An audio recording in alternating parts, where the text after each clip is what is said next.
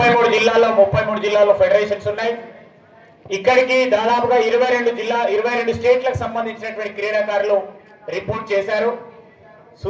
సుదూరం నుంచి వచ్చి ఎంతో దూరం నుంచి వచ్చినటువంటి క్రీడాకారులు ఉన్నారు. మేము సార్కు రిక్వెస్ట్ చేస్తున్నాం చాలా కాలంగా. మా సెక్రటరీ ఐలే గారు కూడా గౌరవనీయులు వారు సీఎం అడ్వైజర్ గా ఉన్నప్పటి నుంచి కూడా అడిగాం. సార్ మేము దాదాపుగా 2016, 17, 18 నుంచి కూడా స్పోర్ట్స్ కండక్ట్ చేస్తున్నాం. ఇప్పటి వరకు గవర్నమెంట్ నుంచి కూడా ఒక సింగిల్ ఎంపీ కూడా సపోర్ట్ దొరకలేదు సార్. దయచేసి చాలా ఫైల్స్ పెండింగ్ ఉన్నాయి. మీ పెద్ద మనసుతో మా ఫెడరేషన్ కు పిల్లలకు చెయ్యి అందించాలి. మీ కన్ను ఒకసారి మా ఫెడరేషన్ వైపు ఉండాలని రిక్వెస్ట్ చేస్తా ఉన్నాం. అట్లనే ఈ మధ్య కాలంలో గత సంవత్సరం ఆగస్టు 2వ తారీఖు నాడు తెలంగాణ స్టేట్ స్పోర్ట్స్ పాలసీ అని ఒకటి తీసుకొచ్చింది.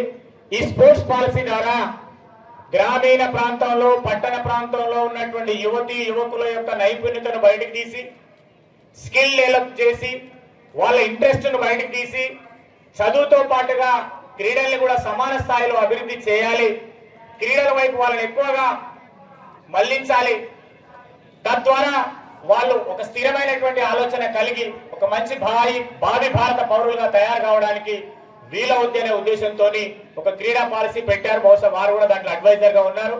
ఆ క్రీడా పాలసీని ఇంకా ఎక్కువగా అతి త్వరలో గ్రామీణ ప్రాంతంలో ఇంప్లిమెంట్ చేయాల్సిందిగా గౌరవ ప్రభుత్వాన్ని మేము రిక్వెస్ట్ చేస్తా ఉన్నాం. అదేవిధంగా సార్ చాలా కాలంగా మీ నోటీస్ లో ఉంది Telangana shooting ball federation sports అథారిటీలో ఇంకా కొంచెం ఎంట్రీ కాలేదు సార్. ఫైల్ అక్కడ పెండింగ్ ఉంది.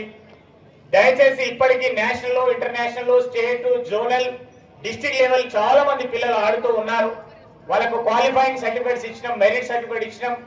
వాళ్ళ స్పోర్ట్స్ కోటా కింద ఎడ్యుకేషన్ ఫెసిలిటీ కానీ, ఎంప్లాయ్మెంట్ ఫెసిలిటీ కానీ, వెల్ఫేర్ ఫెసిలిటీ కానీ పొందాలంటే డెఫినెట్ గా స్పోర్ట్స్ అథారిటీలో ఈ సర్టిఫికేట్ ఎంట్రీ అయి ఉండాలి. అట్లా క్రీడాకారులకు ఎక్కువ ఎంకరేజ్ చేసినట్టు ఉంటది. మీరు పెద్ద మనసుతో సీఎం గారితో ఇనిషియేట్ చేసి ఒకటి ఈ 2 అంశాలనే మీరు డెఫినెట్ పిల్లల కోసం, ఫెడరేషన్ కోసం, ఈ సమాజాన్ని అభివృద్ధి కోసం మా వంతు కృషి చేస్తున్నందుకు మీరు డెఫినెట్ గా ఫెడరేషన్ సహాయ సహకారాలు అందించాలని కోరుతూ, మరి సాయంత్రం పూట వారు చాలా ఇంపార్టెంట్ ప్రోగ్రామ్ లో ఉన్నారు. అయినా మా ఐలేసార్ కు వారు దాదాపుగా ఒక 40 సంవత్సరాల నుంచి చాలా సుదీర్ఘమైనటువంటి రిలేషన్ ఉంది.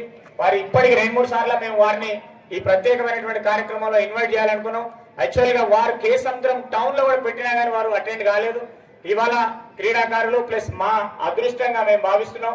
ఎందుకంటే మొన్ననే వారికి ప్రమోషన్ వచ్చి ఆ శుభ సందర్భంలో ఈ రోజు ఇక్కడ వారికి ఒక పౌర ఘన సన్మానం చేశారు.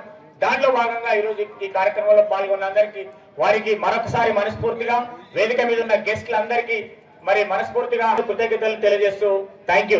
మీరు పెద్దన్ననే, సో డెఫినెట్ గా ఈ జిల్లా మీద మీరు స్పెషల్ ఇంట్రెస్ట్ పెట్టి ఇంటిగ్రేటెడ్ డెవలప్మెంట్ అగ్రికల్చర్ కావచ్చు, స్పోర్ట్స్ కావచ్చు, ఎడ్యుకేషన్ కావచ్చు, హెల్త్ కావచ్చు, మెడికల్ అండ్ హెల్త్ కావచ్చు, ఎన్విరాన్మెంటల్ డెవలప్మెంట్ కావచ్చు, ఎవ్రీ డెవలప్మెంట్లలో మీరు ముందు ఈ జిల్లాను తీసుకెళ్ళడానికి కృషి చేస్తున్నారు సార్. నేను కూడా ఇక్కడనే పాలకుర్తి కాన్స్టిట్యున్సీ తొర్రూరునే మాజీ జెడ్పీటీసీగా, జిల్లా పరిషత్ ఫ్లోర్ లీడర్ గా చాలా ప్రోగ్రామ్స్, బండారు దయాకర్ అన్న నాకు చాలా క్లోజ్ ఫ్రెండ్ సార్. నరేంద్ర మీరు కూడా 3 అంశాలు చెప్పాను. ఒకటి ఎన్రోల్మెంట్ స్పోర్ట్స్ అథారిటీలో, రెండోది చాలా కాలంగా ఉన్నటువంటి పెండింగ్, మూడోది స్టేట్ పాలసీని ఇంప్లిమెంట్ చేస్తూ మన ప్రాంత పిల్లల్ని ఎక్కువగా మనం ఎంకరేజ్ చేస్తూ ముందుకు తీసుకుపోవాలి సార్. ఈ స్వార్థమే ఉన్నది సార్ మా దగ్గర. అల్టిమేట్ గా ఇది గెలిస్తే మీకు మాత్రమే పెద్ద పేరు వస్తుంది. సో అట్లా పెద్దన్నగా మీరు డెఫినెట్ గా ఇనిషియేట్ చేస్తారని భావిస్తూ ప్లీజ్ వెల్కమ్ సార్. ఒక 2 నిమిషాలు పిల్లల్ని కంగ్రాట్స్ చేయాల్సిందిగా ఆహ్వానిస్తున్నాను.